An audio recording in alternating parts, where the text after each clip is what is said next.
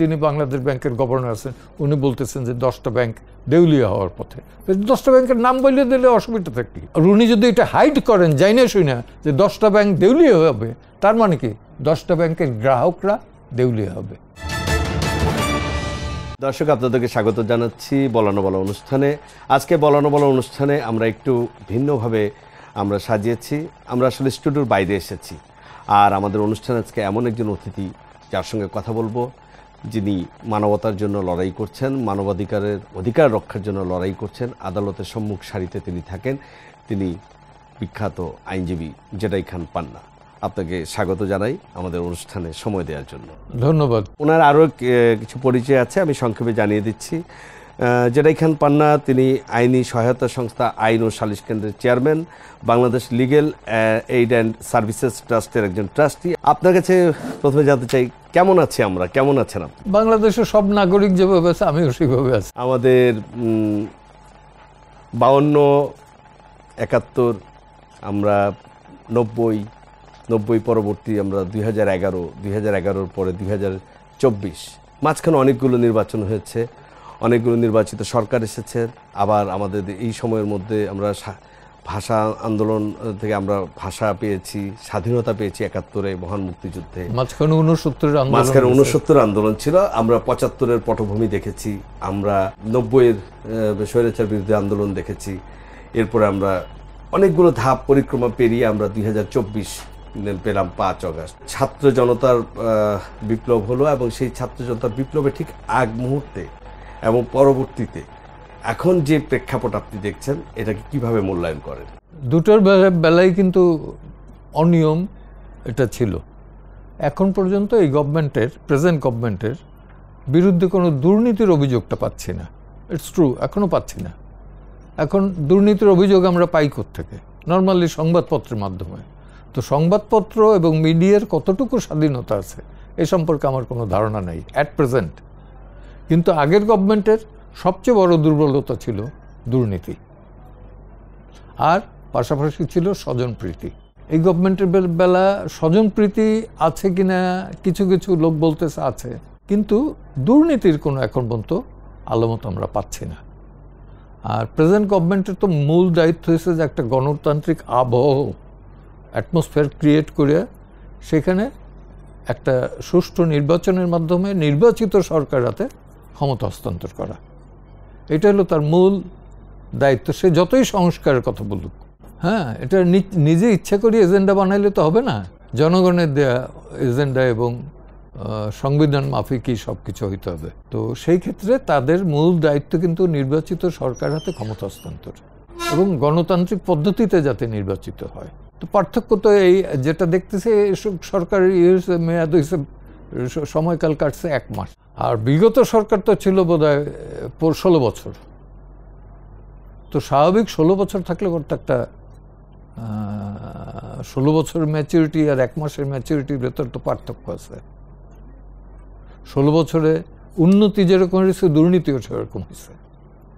তাহলে 1 মাসে উন্নতিও তেমন কিছু নাই, দুর্নীতিও দেখি না। অবনতির একটা জায়গা আছে, সেটা হলো আইন শৃঙ্খলা পরিস্থিতির। স্যার, আমরা 90-এর পরবর্তীতে ওই সময় ছাত্র জনতার একটা আন্দোলনে স্বৈরাচার বিদায় নিয়েছিলেন। সেই সময় সামরিক শাসক ছিলেন 6ই ডিসেম্বর এবং 6ই ডিসেম্বর। আমরা এর পরবর্তীতে গণতান্ত্রিক প্রক্রিয়ায় অনেকগুলো নির্বাচন হয়েছে।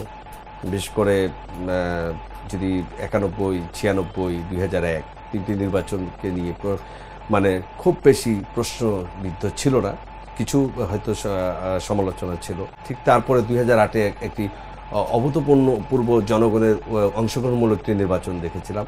ঠিক 2008-এর পরবর্তী সরকারের পর থেকে আমরা যে গণতান্ত্রিক ধারাবাহিকতাটা ছিল, 2008-এ এত মানুষের স্বতঃস্ফূর্ত ছিল যেই সরকার ক্ষমতায় আসলো, ঠিক 2014 নির্বাচনে এসে সেই জায়গাটা থেকে রাষ্ট্র বা ওই তৎকালীন সরকার বা তৎক্ষণকার আইনি শাসন কাঠামো সবকিছু পরিবর্তন হলো। আসলে কেন, আপনার কি মনে হয়? ক্ষমতার জন্যে। রবার্ট মুগাবে একসময় তার দেশের নেলসন ম্যান্ডেলার চেয়েও পপুলার ছিল। সেই মুগাবের পতনটা কীভাবে হয়েছে? তো কেউ যদি ডেমোক্র্যাট থেকে অটোক্র্যাট হইতে চায় তাহলে তো যে কোনো ফ্যাসিজমের তো কোনো নাই। হিটলারও কিন্তু ইলেক্টেড হয়েছিল। Hitler was elected by the people. পরবর্তীতে কি হয়েছেন, উনি নাৎসি পার্টি ফর্ম করে এক ডিক্টেটরশিপের যে এক্সট্রিম সেটা হয়েছে। তো তাই হয়েছে তাদের বেলা, ক্ষমতায় থাকবে ক্ষমতায় থাকবে, অর্থাৎ ডেমোক্রেটিক অ্যাটমসফিয়ারটা রক্ষা করেন নাই, যার পরিণতি এইটা। যেমন স্যার একটা জিনিস বলা হয় যে 2008-এর নির্বাচনে নিরঙ্কুশ সংখ্যাগরিষ্ঠতা নিয়ে যেভাবে সেই সময় আওয়ামী লীগ সরকার ক্ষমতায় এসেছিল, তারা আপনার কি মনে হয় যে আসলে তারা ক্ষমতা হারাবে বা ফেয়ার ইলেকশন করলে আর ভোটে জিততে পারবে না, এই কারণেই কি আসলে তারা সে সময় এই মানে এককভাবে নির্বাচন করার যত রকমের আয়োজন ছিল সেটাতেই পা দিয়েছিল, নাকি আসলে ভুল পথে ছিল তারা? কারণ আগের দলটি তো নানাভাবে জনগণ কর্তৃক ধিক্কৃত হয়েছিল, তাহলে তারা কি আসলে নিজেদের উপর আত্মবিশ্বাস পাচ্ছিল না, নাকি জনগণের উপর আস্থা হারিয়ে ফেলছিল তারা? আমার মনে হয়েছে যে তারা ক্ষমতায় থাকবে অ্যাট এনি কস্ট। গণতান্ত্রিক পদ্ধতির উপরে তাদের আস্থাটা কমে গেছিল। আর ওই যে বললাম স্বজনপ্রীতি, এবং ওই যেমন আরেকটা হলো তার দলের, এটা বলা আমার ঠিক না, তার দলের যিনি সাধারণ সম্পাদক ছিলেন ওনার কথাবার্তা তো প্রত্যেকটা উস্কানির মূলক ছিল। কই বিএনপি আন্দোলন করলো না, বিএনপি কিছু পারবে না, বিএনপি কোনো করতে পারবে না। তো এই যে কথাগুলো এটা তো উস্কানিমূলক। পারলে দেখাক, ফখরুল তুমি, মানে এইগুলো কিন্তু রাজনৈতিক না। তারে তো জাতি কি হিসাবে জানতো।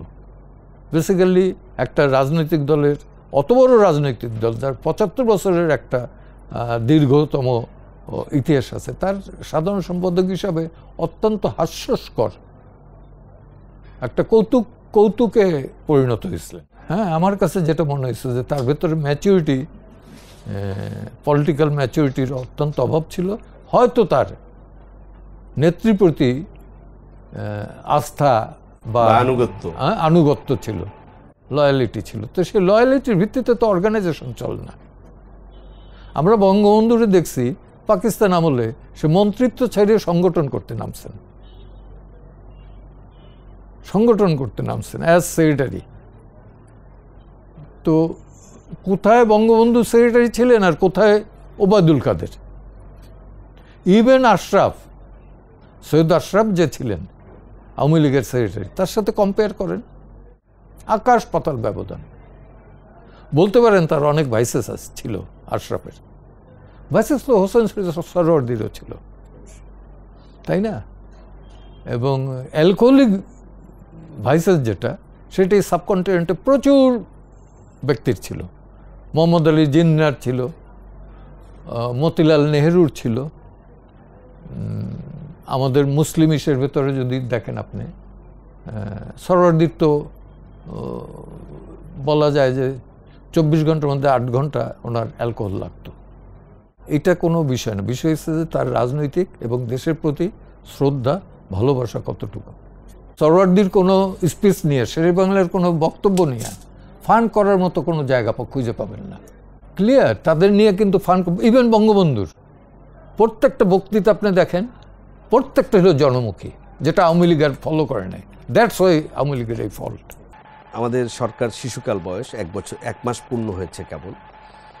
একটা বিষয় হয় যে আমরা 111 সরকার দেখেছি, বিশেষ ব্যবস্থা এরকম একটা সরকার যখন আসলো, নির্বাচন বন্ধ হয়ে গেল, তখন একটা কথা অনেকে এখন বলছে যে তখন তো মানে আমাদের আইন শৃঙ্খলা বাহিনী কর্তৃক, বিশেষ করে আমাদের সামরিক বাহিনীর সহযোগিতায় আইন শৃঙ্খলাটা কিছুদিনের মধ্যে একটা জায়গায় স্থিতিশীল জায়গায় ছিল। কিন্তু আমরা বর্তমান সরকারের এই 1 মাসের মেয়াদকাল পার হওয়ার পরে দেখলাম যে আইন শৃঙ্খলার প্রতি এক ধরনের মানে মানুষের একটা ভীতি, আইন শৃঙ্খলা নিয়ে কবে স্থিতিশীল হবে একটা প্রশ্ন রয়ে গেছে।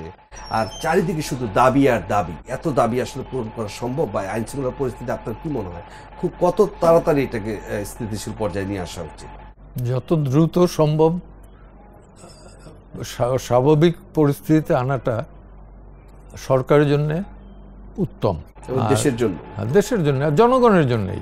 এখানে পুলিশের একটা নন কোঅপারেশন আছে, প্লাস এই আনসারদের যে অবরোধ, এইটা আমি বলবো যে এইভাবে তাদের হটিয়ে দেওয়া বা এই আন্দোলনটাকে ওই থেকে বন্ধ করা, এটা মিডিয়ায় যেভাবে একতরফা আসছে, এটা মিডিয়ারই দোষ দিব। মিডিয়া কিন্তু দোতরফা দিতে পারে না। তো তাতে আনসারদের ওইটা আরেকটা হয়েছে। এই আনসাররা কিন্তু এই আওয়ামী লীগ গভর্নমেন্ট ফল করার পর যখন 400-র উপরে থানা পুলিশবিহীন হয়ে গেল, আনসাররা কিন্তু পাহারা দিছে। সেই আনসারদের আপনি আবার তারা স্বাভাবিক দাবি নিয়ে আসতে পারে। দাবিটা কি?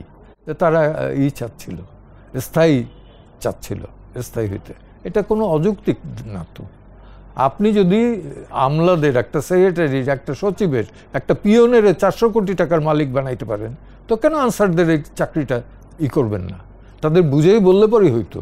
এইটা ছাত্রদের দিয়ে পিটেই পাটাইয়া করা, এটা আমি বলবো যে এটা আরেকটা অনৈতিক কাজ হয়েছে। এখন হয়তো কেউ বলবে না, কিন্তু পরবর্তীতে ঠিকই বলবে। আমার পক্ষান্তর চাইলে মনে আছে যে আনসাররা ছাত্রদেরকে অবরোধ করেছিল বা তাদের উপর। না, ছাত্রদের তো করে না, সরকার কি করছে? সরকারের তো অবরোধ করার রাইট আছে সবার, আপনারও আছে, আমারও আছে, রাইট নাই? জি। তাইলে এটা তো গেল আনসারদের দাবি। আমরা দেখছি অমুক টেকনিক্যাল কলেজের স্টুডেন্টরা তারা নামছে রাস্তায়, রাস্তা অবরোধ করছে, পোশাক শ্রমিকরা রাস্তা অবরোধ করছে, কর্মবিরতিতে যাচ্ছে। একটা নতুন সরকারের পক্ষে এত চাপ বা এত প্রত্যাশা পূরণ করা কি আসলে সম্ভব? না, এখন প্রত্যাশা সবারই আছে। আমি চাচ্ছি, যেমন ফর এক্সাম্পল আমার যদি বলে, আমারও তো দাবি আছে সরকার প্রতি, অনতিবিলম্বে স্থিতিশীল পরিস্থিতি করো, গণতান্ত্রিক অ্যাটমসফিয়ার ক্রিয়েট করো, লেভেল প্লেয়িং ফিল্ড তৈরি করো এবং গণতান্ত্রিক পদ্ধতিতে নির্বাচন দাও এবং ক্ষমতা হস্তান্তর করো। এখন এই দাবি আমারও আছে। এখন দাবি থাকবে, সব দাবি তো পূরণ করা সম্ভব না। গার্মেন্টস শ্রমিকেরা কিন্তু সরকারের কাছে দাবিটা করে না, মালিকের কাছে করছে। যেটা ক্ষতিকর হয়েছে সেটা হলো যে আরএফএল-এর যে প্ল্যান্ট দুইটা পড়াই দেওয়া হয়েছে, এটা হলো দেশের জন্য কিন্তু মস্ত বড় ক্ষতিকর। দস্তগীর গাজীর বিরুদ্ধে 10টা মামলা থাকতে পারে, কিন্তু তার ওই কারখানা সবচেয়ে হইল যেটা, সেটা হইলো যে কোন প্ল্যান্ট পড়ছে, যেটার আরএফএল-এর তো একটা মার্কেট ছিল অল ওভার দ্য 7 সিস্টার্স। একটা মুদি দোকানে গেলেও আরএফএল-এর বা প্রাণের ইটা পাওয়া যেত। হ্যাঁ, কোয়ালিটি নিয়ে আমি বলতেছি না, কিন্তু ছিল। এটা তো ফরেন কারেন্সি আর্ন করতো। গাজী টায়ারও তো আমার ফরেন কারেন্সি সেভ করছে। সেইটা 2 দিন না 3 দিন ধরে আগুন জ্বলল। এবং গাজী যেদিন অ্যারেস্ট হলো তার পর দিন। এইটা আমি বলবো যে এগুলো লস, ইররিপেয়ারেবল লস। হ্যাঁ, আপনি বলতে পারেন যে ব্যাংক তো খালি করে নেয়, ব্যাংক চুরি করে নেয় এস আলমের মতো। এবং যেটা আমি দাবি করব আপনার থ্রুতেই, সেটা হচ্ছে এই সরকারের সুবিধা আছে, রিপোর্টগুলো, আগের যে রিপোর্টগুলো ছিল, খালেদ ইব্রাহিমের একটা রিপোর্ট ছিল শেয়ার বাজার নিয়ে, সেই রিপোর্টটা পাবলিক করুক। এবং গভর্নর আতিকুর রহমানের সময়, আতিয়ার রহমান, তো তার বেলা বাংলাদেশ ব্যাংকে যে কেলেঙ্কারিটা ঘটলো, ওই টাকাটা নিয়ে, ডলারটা নিয়ে ফিলিপাইন্সের ক্যাসিনোতে জমা হইল, উনি 1 মাস এটা সাপ্রেস করে রাখলেন, মিনিস্ট্রিতে পর্যন্ত জানান নাই। এইটা কেন? উনি কাইন্দেকে এটা বললেন আর দিদেন গভর্নমেন্ট মাফ করে দিল? না, এটা তো হবে না, তার অ্যাকাউন্টেবিলিটি থাকতে হবে। বাংলাদেশ ব্যাংকের এই ঘটনাটা এত বড় ঘটনা কিন্তু আর ঘটে না, তো সেটার জন্য তো সে রেসপন্সিবল। সে বলুক, আইসা সেটাও জনসমক্ষে প্রকাশ করুক কেন হয়েছে। আমার এখনও আমার ফেসবুকে সেভ করা আছে, মোহিত সাহেব বলছেন যে এর জন্য আতিয়ার রহমান সে রেসপন্সিবল, নাম নিয়েই বলছেন। তো এগুলো পাবলিক করুক। আরও অনেকগুলো রিপোর্ট আছে যেগুলো কোনো সময় কোনো গভর্নমেন্ট, কিন্তু এই যে ইনভেস্টিগেশন রিপোর্টটা, মানে জুডিশিয়াল ইনকোয়ারি যেটা হয়, এটা কিন্তু পাবলিক হয় না, পাবলিকের কাছে দেয় না। হইতে আছে, সবাই আমরা থাকি যে একটু রিপোর্ট একটা পাবো, শ্বেতপত্র একটা পাবো, আলটিমেটার পাই না। তো সেটা দিক, এগুলো পাবলিক করে দিক। আমার দাবি না। যেমন জিএমজি এয়ারলাইন্স, আমি জানি না এটার মালিককে, তার বেলা কত হাজার কোটি টাকা ছিল, সেটা ওই তালিকা থেকে তারা বাদই দিয়ে দিছে। কার হুকুমে, কার ইন্টারেস্টে? এগুলো তো দেখতে হবে। আজকে যিনি বাংলাদেশ ব্যাংকের গভর্নর আছেন উনি বলতেছেন যে 10টা ব্যাংক দেউলিয়া হওয়ার পথে। 10টা ব্যাংকের নাম বলে দিলে অসুবিধাটা কি? অসুবিধাটা কি? আমার তো এখন আতঙ্কে আমি থাকবো যে আমার ব্যাংক কোনটা, সেই ব্যাংকে বাধ্যই আমি ফরেন ব্যাংকে রাখবো, যেটা চাই না। একজন মুক্তিযোদ্ধা হিসাবে, একজন দেশপ্রেমিক হিসাবে দেশীয় ব্যাংকেই রাখতে চেয়েছে। এখন সেই ব্যাংকের যদি সেফটি সিকিউরিটি বাংলাদেশ ব্যাংক না দিতে পারে, আর উনি যদি এটা হাইড করেন যাই না শুই না যে 10টা ব্যাংক দেউলিয়া হবে, তার মানে কি 10টা ব্যাংকের গ্রাহকরা দেউলিয়া হবে। ক্লিয়ার? না স্যার, ঠিকই বলছেন। এরকম আরো আছে, আমাদের জ্বালানি খাত নিয়েও হ্যাঁ, জ্বালানি খাত নিয়ে আছে, বিভিন্ন খাত নিয়ে দুর্নীতি আছে। সব দেশের এয়ারলাইন্স প্রফিট করে, আমার দেশের এয়ারলাইন্স লুজিং কনসার্ন। আপনি টিকিট চাইলে পরে টিকিট পাবেন না। কোনো রকম একটা জোগাড় করে দেখেন যে বিমানের অর্ধেক সিট খালি। বিমানের ইন্টারনাল সার্ভিস অর্থাৎ in-flight service it is excellent, even better then Indian any service. কিন্তু এই গ্রাউন্ডের যে সার্ভিস, টিকিট কেনা বেচা, বুকিং টুকিং, এইটা ওয়ার্স্ট বোধ হয় দুনিয়ার মধ্যে বিমান। আর বাংলাদেশে আমাদের এয়ারপোর্টের তো ওনারা যারা সিকিউরিটি গার্ড ফার্ড থাকেন এরা তো মহাজন, যারে পায়ে পারলেই ধরে। আমার এই 2বার পকেটে হাত দিচ্ছে না বইলা, what the hell you are doing? কেন আপনার পকেটে টাকা আছে কিনা দেখতেছে। আমার টাকাই তো আছে, পকেটে গিয়ে বন্দুক নিয়ে উঠবো নাকি? না, কত টাকা আছে দেখাইতে হবে। তুমি তো দেখতেই পারো না, কারণ সেই এয়ারলাইন্সের স্টাফ, আমার কাস্টমসের স্টাফ না, আমার সিকিউরিটির কোনো না, এয়ারলাইন্সের। আমি কিছু আমার সাথে যাই হোক পারে নাই, ঝামেলা করছি দেখে ওই কারা কারা আসছে চিনে বলছে যে এই ওনার সাথেই করে না। তার মানে পাবলিকের সাথে করে, এটা তো সত্যি। যারা আমার ফরেন এক্সচেঞ্জ আর্ন করে, বিদেশ থেকে যারা আসে, তাদের সাথে কি বিহেভটা করে? অনেক কিছু করে স্যার। আমরা অনেক কিছু করে না, এদের বিরুদ্ধে কি কি নেওয়া হয়েছে সেটার একটা কোনো আজ পর্যন্ত আমরা শুধু 2-1টা অভিযোগ শুনেছি, কিন্তু দৃশ্যমান কোনো ব্যবস্থা দেখি। এই যে 50 কেজি সোনা একটা দিয়ে হয়ে গেল না, সেটার বেলা কি হলো? কাস্টমস বলতে পারে না, অথচ কাস্টমসের কাস্টডিতে ছিল না, কার কাস্টডিতে ছিল সেটা একটা শ্বেতপত্র দিক। 50 কেজি সোনা তো not a matter of joke, এটা হাওয়া হয়ে গেল। স্যার, আপনি অনেকগুলো বিষয় অবতারণা করেছেন এবং প্রত্যেকটি আসলে মানুষের মনের কথা, এবং নিশ্চয়ই এই সরকারের কর্তৃপক্ষ যারা আছেন এবং সরকারের দায়িত্ববান ব্যক্তিরা বিষয়গুলো ভাববেন। স্যার, একটা কথা হচ্ছে, যতগুলো সমস্যা আপনি অ্যাড্রেস করলেন বা যেই বিষয়গুলো দাবি করছে জনগণের জন্য প্রয়োগ করলেন, এগুলো তো একটা 16 বছর বা তারও আরও আগের সরকার বিভিন্ন দিন ধরে ঘটে যাওয়া।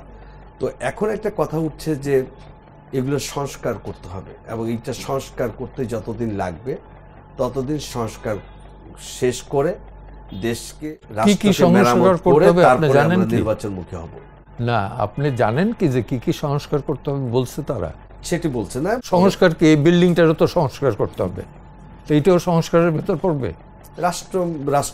রাষ্ট্রের অবকাঠামোর ভেতর সুপ্রিম কোর্ট আছে, সংবিধান আছে, তাহলে সংবিধান সংস্কার করবে। নির্বাচন কমিশন হ্যাঁ, কিভাবে করবে সেটার দেখি, বর্ণনাটা দিক, রোডম্যাপ দিক,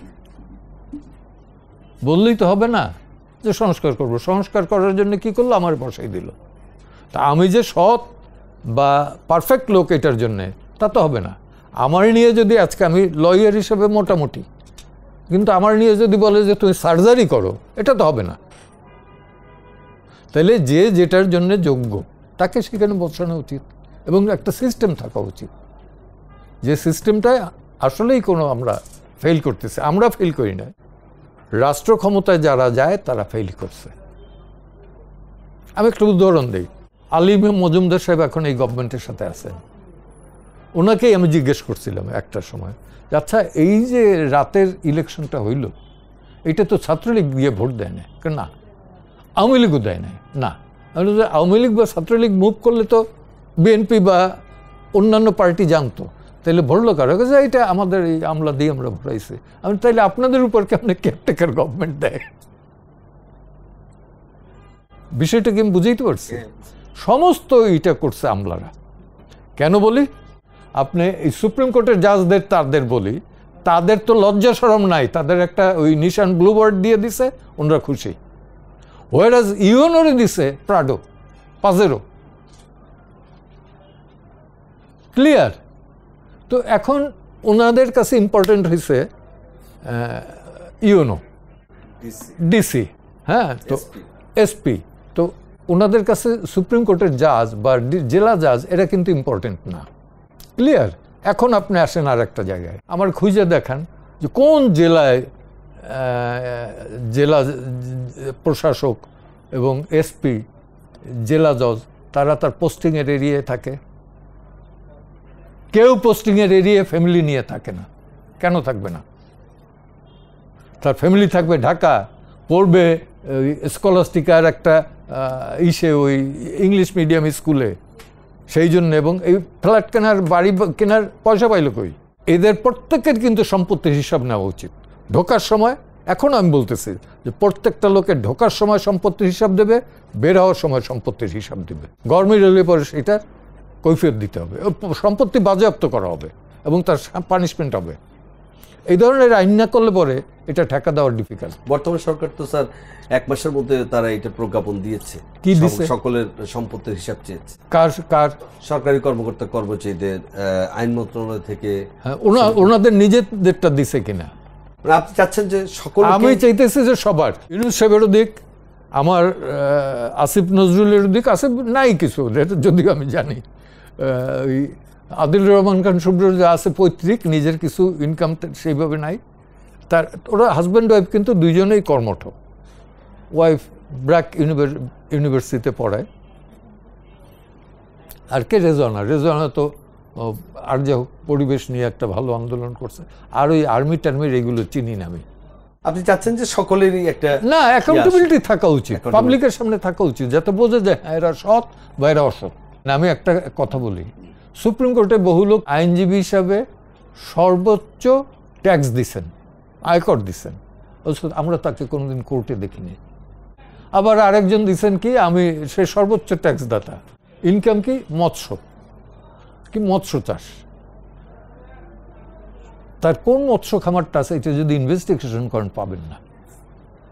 তো এইগুলো ঠিক না, অন্যায়। প্রত্যেকটা এমপির দেখেন 5 বছর যাইতে না যাইতে তার সম্পত্তি হয়ে গেছে 7 গুণ 10 গুণ, স্ত্রীর সম্পত্তি, শ্বশুরের সম্পত্তি, শালার সম্পত্তি, সন্তানের সম্পত্তি। এটা তো অন্যায়, ঘোরতর অন্যায়। খুবই মানে এটা দুঃখজনক কিছু। স্যার, সাম্প্রতিক সময় একটা বিষয় নিয়ে অনেক বিতর্ক আবার কেউ শুরু হয়েছে। মুক্তিযুদ্ধ ও জাতীয় সঙ্গীতকে কটাক্ষের প্রতিবাদে 48 জন দেশের বিশিষ্ট নাগরিক বিবৃতিও দিয়েছেন, তার মধ্যে আমরা আপনার নামও পেয়েছি। একটু জানতে চাই স্যার, এই মুক্তিযুদ্ধ বা জাতীয় সঙ্গীত কি আসলে এই সময় আলোচনায় আসার কোনো বিষয় কিনা? মুক্তিযুদ্ধের ইতিহাস বা আমরা যদি বলি আমাদের জাতীয় সঙ্গীত, বাংলাদেশের স্বাধীন রাষ্ট্র জন্ম নেওয়ার পর থেকে যেটা চলমান, সেটা কি আসলে নিয়ে বিতর্ক হওয়াটা কোনো কাম্য? শুধু আমি প্রোটেস্ট করছি যে সেটা বলবো না, দিছি তা না। আমার একটা পোস্টের কারণে কিন্তু নিউ ইয়র্কে, টরন্টোতে, লন্ডনে, অস্ট্রেলিয়ায়, ইতালিতে, সব জায়গায় কিন্তু এই জাতীয় সঙ্গীত নিয়ে সমবেত হয়ে বাঙালিরা স্বতঃস্ফূর্তভাবে জাতীয় সঙ্গীতটি করছে। এটা একটা প্রতিবাদ, কিন্তু সিম্বল। আমি টেস্টে গেছি যে এই সময় এই বৈরী আবহাওয়া, যেটা এই প্রোটেস্টটা করা উচিত ছিল কিন্তু সরকারের করেন নাই। এটা কষ্ট পাইছি আমি খুব, যে এটা করা উচিত ছিল। কারণ জাতীয় সঙ্গীত, পতাকা এবং বাংলাদেশের সার্বভৌমত্ব, এটা নিয়ে তো কথা হওয়া উচিত। আজকে দেখেন, গতকালকেও একটা ছেলে বর্ডারে কিলিং হয়েছে। কতটা কিলিং হয়েছে? আর আমার বিজেপি আমি পালবো কেন? যদি এরকম বর্ডারে সিভিলিয়ান কিলিং হয়, তাহলে আমার ওই বিজেপি দিয়ে দরকারটা কি? What is the difference between answer and BJP? তারা তো ওইখানে আছে বর্ডার এরিয়া, কি কারণে? To protect my civilian, protect my border. তো সেইখানে যদি দেখা যায় যে সিভিলিয়ানরা বিএসএফ গুলি করে ফেলাই দিতেছে, এবং বিএসএফ এর ডিরেক্টর ঢাকায় বসে মিটিংয়ে, তখন আওয়ামী লীগ ক্ষমতায়, আমি এটা প্রোটেস্ট করছি, কিন্তু আসে না কোনো মিডিয়ায়। কি সে বলছে ওরা ক্রিমিনাল ছিল? আরে উইদাউট হ্যাভিং এনি ট্রায়াল তুই কীভাবে বলিস যে একটা সিভিলিয়ান ক্রিমিনাল ছিল? আর ক্রিমিনাল হইলে পরে তুই তার গুলি করার রাইটটা কে দিছে? এটা কেউ বলতে পারে না এই বিজেপির মিটিংয়ে বিএসএফ এর ডিরেক্টরের সামনে। তো এই ধরনের ব্যাকবোনলেস রেখে তো লাভ নাই। যার আত্মসম্মান বোধ নাই তাকে রেখে কী লাভ আমার? আসলে স্যার আপনার কাছে একটা বিষয় জানতে চাই। আপনি একসময় আওয়ামী লীগের রাজনীতির সঙ্গে যুক্ত ছিলেন, রাজনীতির জন্য আপনি জেলও খেটেছেন। দলটির সঙ্গে এখন আপনার সম্পর্কে কি অবস্থা? এটা বোধহয় আপনি একটু ভুল করছেন। সেটা যে আমি আওয়ামী লীগের রাজনীতির সাথে ছিলাম 60-এর দশক থেকে জি স্যার, সেটা 72 পর্যন্ত। 72 পর কিন্তু আমি জাসদ করতাম। জেল খাটি যখন, তখন আমি 75-এর পর এবং 80-র পর থেকে আমি কোনো দল করি না, কোনো রাজনৈতিক দলের সাথে আমার সম্পৃক্ততা নাই। বাট আমি কিন্তু ব্যক্তিগত বিশ্বাস করি সমতায়। এটা আমার ব্যক্তিগত বিশ্বাস, যদিও এটা সবাই বলে যে হাতের 5 আঙ্গুল সমান হয় না, কিন্তু কোন আঙ্গুলটা বাদ দিয়ে আপনার কাজে লাগবে। হ্যাঁ, এবং বেসিক্যালি এই থিওরিটা হচ্ছে যে সমান হয় না, মানুষ কোন দিন হয় না। আপনি দেখেন আমাদের যেই পাহাড় অঞ্চল, পার্বত্য চট্টগ্রাম, এইখানে জুম চাষ করে, সবাই চাষ করে, কিন্তু কেউ বলতে পারবে না যে এইটা আমার।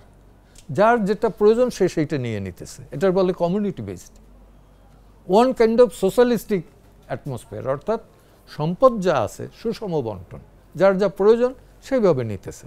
কেউ ওইখানে বাধা দেয় না, এই তুই আজকে কুমড়াটা নিস কেন? ওরা তো একত্রে সব চাষ করে, ধান, কুমড়া, লাউ সব একত্রে চাষ করে, যার যেটা দরকার সে নিয়ে নিতেছে। যে কারণে ওদের ভেতর আজকেই পাহাড়ে আছে, কালকে আরেক পাহাড়ে যায়। তো এখন আমরা এইখানে কি হইতেছে? এখানে হইতেছে যে উল্টাটা, কেউ খায়, কেউ খাইতে পারে না, কেউ 10টা ব্যাংক লুট করেও পেট ভরে না। আওয়ামী লীগের কথাই বলি যে আওয়ামী লীগের রাজনীতির সাথে দল আমি কোনদিন করি নাই, কিন্তু একজন ফ্রিডম ফাইটার হিসেবে তো কিছুটা দুর্বলতা থাকবেই। এই দুর্বলতা ছিল। হ্যাঁ, আমার ভোট আমি কাস্ট করছি। আমি কখনোই বলি নাই, আমার যারা জুনিয়র আছে আমি তাদের বলছি যে সুপ্রিম কোর্টের বেলাও, যে যাকে চেনো না তাকে ভোট দিও না। যাকে চেনো না মানে কি, সেই লোকটা যদি চেনো তাহলে তো তার সৎ কি না অসৎ এইটা তো জানবা, কিন্তু আন্দাজে ভোট দিলে পরে দেখা গেল যে একটা করাপ্ট লোক ঢুকে গেছে, এইটা ঠিক না। তো আমি সেই সেন্সে যোগ্য ব্যক্তি ছাড়া, যোগ্য আর একটা আছে নীতিগত দিক। নীতিগত দিক থেকে তো আমি আওয়ামী লীগের বাইরে খুব একটা যেতে পারি তা না, যোগ্য হইলে পরে গেছি। কোটা বিরোধী আন্দোলনের সময় আপনি ছাত্রদের পক্ষে অবস্থান নিয়েছিলেন এবং আপনি কোর্টে তাদের পক্ষে লড়াই করেছেন, ছাত্রদের যে দাবির পক্ষে ছিলেন আপনি, এবং আলটিমেটলি কিন্তু সেই জায়গা থেকে প্রথম আন্দোলনের ধাপটার পরে আপনারা যে 6 জনকে মুক্ত করার যে এই যে চাপটা হলো, তো মুক্তই হয়েছে। হ্যাঁ, এবং তাদেরকে মুক্ত করলেন। তারপরে আজকের প্রেক্ষাপটে তারা যখন উপদেষ্টা হলো, তাদের মধ্য থেকে 2 জন, তখন আপনার কাছে বিষয়টা কেমন লাগলো? আপনার একজন সিনিয়র সিটিজেন হিসেবে আপনি কিভাবে? ওই দিন কিন্তু আমরা এখানে একটা মানববন্ধনও করছি, গণহত্যা এবং নির্যাতনের বিচার চাই, আইনজীবী সমাজ নামে। সেখানে আংশিকভাবে অংশগ্রহণ করছিলেন আদিলুর রহমান। তারপরে উনি চলে গেছেন, পারমিশন নিয়ে গেছেন যে আমি একটু যাই। আর একটা তারই ছিল যে দেখেন আমি থাকলে পরে আপনার কালার হবেন বিএনপির সঙ্গে। তো সেটাও সত্যি, বলতে চাই যে বিএনপির লোক আছে, কিন্তু আর একটা লোক আমার সাথে আগাগোড়া ছিল, সেগুলি বারের প্রেসিডেন্ট মাহবুবউদ্দিন খোকন। এবং এরা ছিল বরাবর, মাহবুবউদ্দিন খোকন, জয়নাল আবেদিন, তারপর রুহুল কুদ্দুস কাজল, বিএনপির লোকজনও ছিল। অর্থাৎ দলমত নির্বিশেষে আমি বলবো যে এটা একটা আন্দোলন। এখন এই ঝামেলার পর হইলো, আর এখন তারা আছে, চালাবাড়ি করুক, একটু নবীন বয়সে নবীন, এটা চোখে হয়তো অনেকের লাগতে পারে, আমার চোখে লাগে না। বরঞ্চ আমি পুলকিত হই বা আনন্দিত হই এই কারণে, এই নবীনরা যে ওই চেয়ার বৈশা, এই নবীনদের ভিতরে কিন্তু আপনি আদিলুর রহমান শুভ্র, রেজওয়ান হাসান বা আসিফ নজরুলের ধরবেন না, ওই 2 উপদেষ্টা মানে সমন্বয়ের, তারা নবীন হয়েও কিন্তু এখানে নার্ভাস ফিল করেন না, বোল্ডলি কাজ করছে। আর কিছু তো দেখতেছি যে বিভিন্ন জায়গায় মিটিং টিটিং করতেছে, আমি তো ততখানিই নাই। এগুলো ভাল লাগতেছে, শুধু খারাপ লাগতেছে কিছু কিছু জায়গায় মৌলবাদী শক্তির কিছু লোককে বিভিন্ন জায়গায় পোস্টিং করানো হচ্ছে, এটা খারাপ লাগে। মাজদার হোসেন মামলার রায়ের আলোকে আমরা অনেকদিন থেকে শুনছি যে বিচার বিভাগ স্বাধীন। এই আসলেন আরেকটা জায়গায়, এই কথাটা একটু, এটা স্বাধীন মাজদার হোসেন না, এখন পর্যন্ত সে মামলা পেন্ডিং অ্যাপেলেট ডিভিশনে। এটার ভবিষ্যৎ কি? এটার ভবিষ্যৎ এখন সরকারের উপর। এগুলো তো হচ্ছে যে আদালত চলে নিরপেক্ষভাবে না, সরকারের মর্জির উপর। অনেকগুলো মামলা আছে, ব্লাস্ট ভার্সেস গভর্নমেন্ট, সেখানে 54 এবং 167 এই রিমান্ডে নেওয়া নিয়ে সেই মামলায় অ্যাপেলেট ডিভিশনের জাজমেন্ট হয়েছে। সেই অ্যাপেলেট ডিভিশনে গভর্নমেন্ট আবার গেছে, গত আওয়ামী লীগের গভর্নমেন্ট, কি এটা রিভিউ করা হোক। রিভিউর বেলা কি বললো অ্যাটর্নি জেনারেল সাহেব? উনি বললেন যে যদি এখন এই ওই জিঞ্জিরা নদীর মধ্যে কেউ গ্রেপ্তার করা হয় তো তাকে কিভাবে 3 ঘন্টার মধ্যে আইনা থানায় ডায়েরি করবে। তো এইসব কোর্ট বললো যে ওকে, স্টে দিলাম না, কিন্তু লিভ পিটিশন অ্যাকসেপ্ট করলাম। এই যে ঘটনাগুলো, এই ঘটনাটা ওইখানে যদি সে স্টে দিত তাইলে কিন্তু খবর ছিল মানে কি, যে গভর্নমেন্ট ফল করতো, নট দ্যাট জুডিশিয়ারি আর টিকতে পারতো না। এবং এইগুলো ছিল দেখেই কিন্তু ছাত্রদের ধমকে অ্যাপেলেট ডিভিশনের সব জাজরা রিজাইন করছে। এই নজিরটা খারাপ, আমার কাছে খুব কষ্টকর মনে হয়। আমি বলছি দাঁড়াই যে একটা লয়ার ছিল না যে বলার, তো বেসিক্যালি এটা তাদের বোঝা উচিত। আমি সব জাজদের বলি না, আপনি কম্পিটেন্সি দেখবেন না, আপনি সততা দেখবেন না, আপনি যোগ্যতা দেখবেন না, আপনি শুধু লয়ালিটির ভিত্তিতে দিবেন, এটা ঠিক না, এটা অন্যায়। তাই হয়েছে, ন্যায় বিচার তো আমরা পাই নাই। মানুষ কি বিচার বিভাগের প্রতি খুব আস্থাশীল আপনি মনে করেন? আপনি আস্থাশীল? আপনারই আমি জিজ্ঞেস করি, আদৌ আপনি আস্থাশীল? না ঠেকলে পরে মানুষ যেমন পুলিশের কাছেও যায় না, আদালতের কাছেও আসে না। তো তার মানে কি, আস্থাটা নাই। এই আস্থাটা তাদের সৃষ্টি করতে হবে, এই আদালতের, উচ্চ আদালতের সৃষ্টি করতে হবে। আজকেও আমি বলি যে উচ্চ আদালত যদি এই মাসদার হোসেন মামলা বাস্তবায়ন না করেন তাহলে তারাও সাফার করবেন। মানুষ কিন্তু দিনে দিনে এক্সট্রিম পর্যায়ে যাচ্ছে। 15 বছর আগে চিন্তা করতে পারেন না যে গণভবনে পাবলিক ঢুকবে, এখন আমরা চিন্তা করতে পারি না যে বঙ্গভবনে পাবলিক ঢুকবে। ভবিষ্যতে কিন্তু এই 90-এর আন্দোলনে কিন্তু জনগণ ক্যান্টনমেন্টে ঢোকা শুরু করছিল। তো বাঙালি এমন একটা জাত, যদি একবার ডিসিশন নেয় তাহলে ওটা এক্সিকিউট করে ছাড়বে, চূড়ান্ত অবস্থা দেখে ছাড়বে। যেটারই আমরা একটা নমুনা পাচ্ছি, একটা নমুনা না, বহু নমুনা আগেও দেখেছি এবং অনেকদিন পরে আর একটা প্রেক্ষাপট আমরা তৈরি হলো দেখলাম।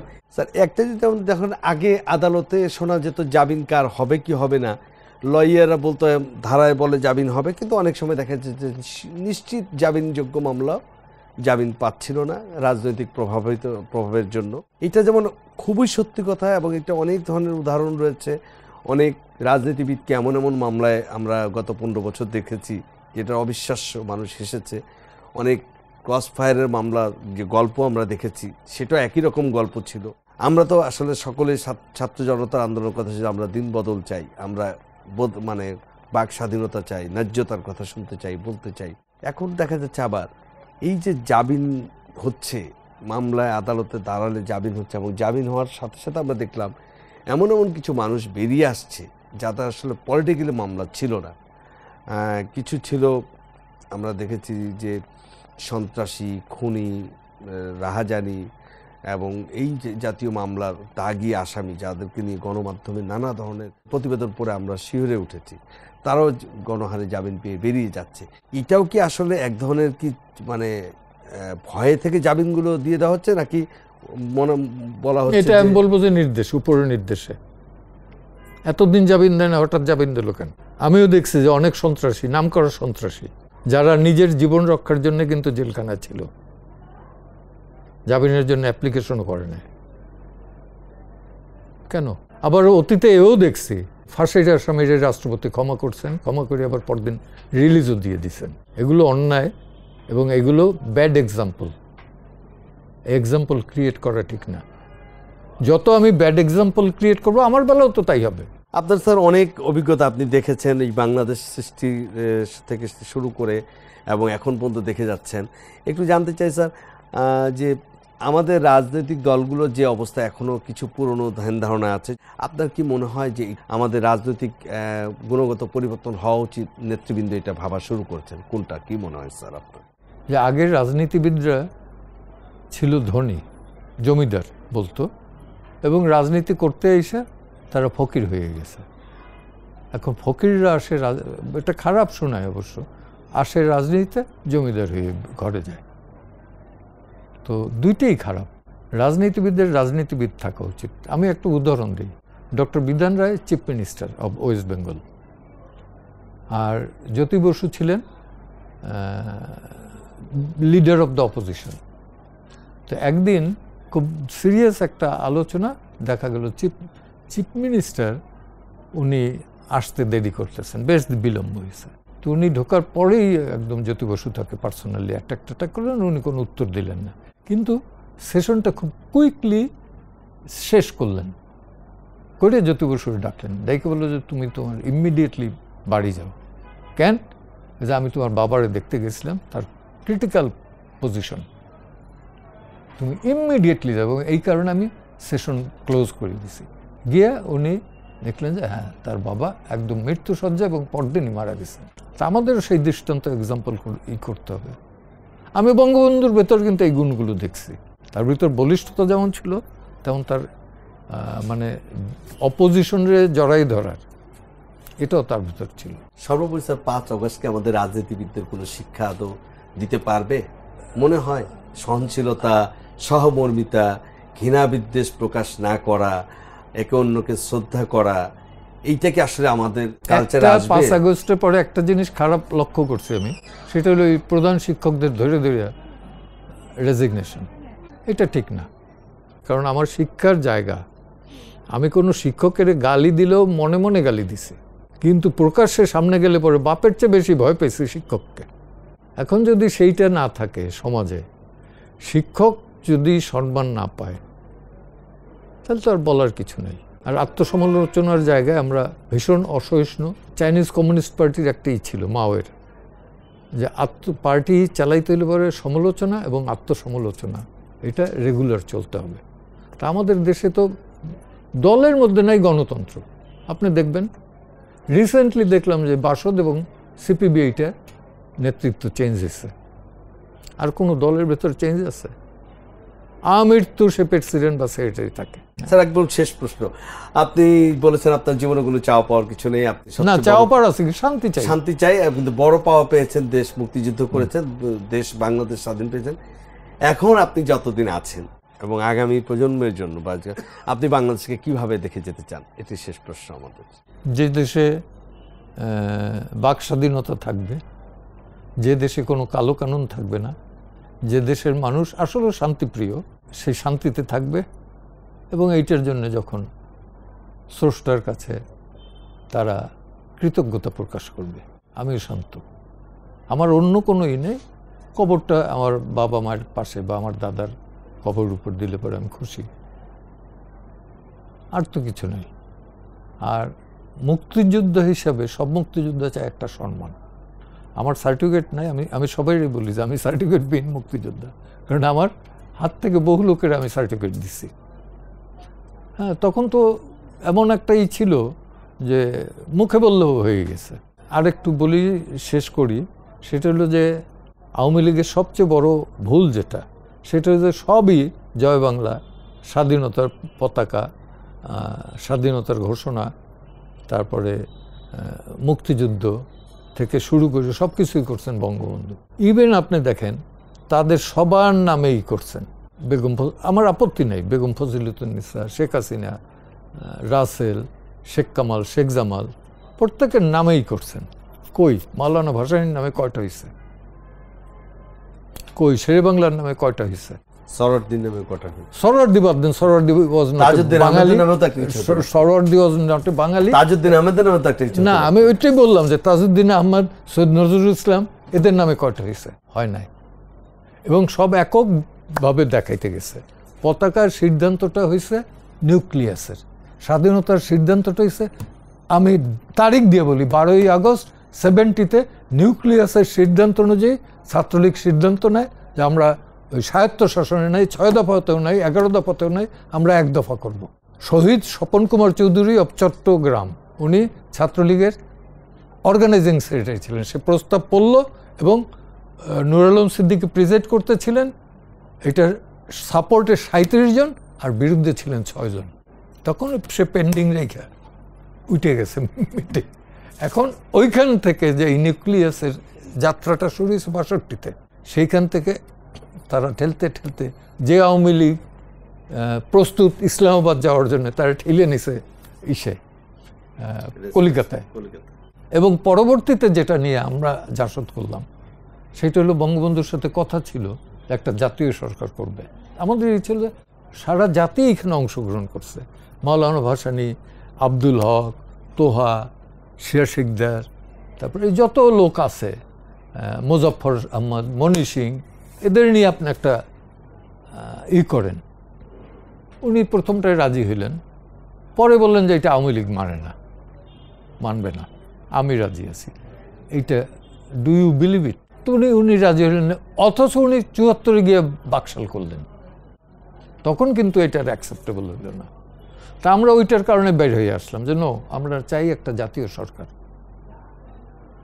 সেই জাতীয় সরকারের উনি না করে উনি পরবর্তীতে ৩টা দল নিয়ে বাকশাল করলেন। ওইটাই যদি সব দল নিয়ে ইনক্লুডিং মাওলানা ভাসানী এদের নিয়ে যদি করত, বঙ্গবন্ধুর লিডারশিপকে চ্যালেঞ্জ করত, বরঞ্চ আনচ্যালেঞ্জ থাকতেন। টোটাল জাতিকে দিতে হয়। হ্যাঁ, ইতিহাস কাউকে ক্ষমা করে না, এবং ইতিহাস অনেক কিছুরই সাক্ষী রেখে যায়, এবং ভবিষ্যৎ থেকেও আমরা যখন পথ চলি ইতিহাস থেকে শিক্ষা নিতে হয়। ইতিহাসকে চাইলে মুছে ফেলা যায় না। প্রিয় দর্শক, আমরা আজ এখানেই শেষ করছি।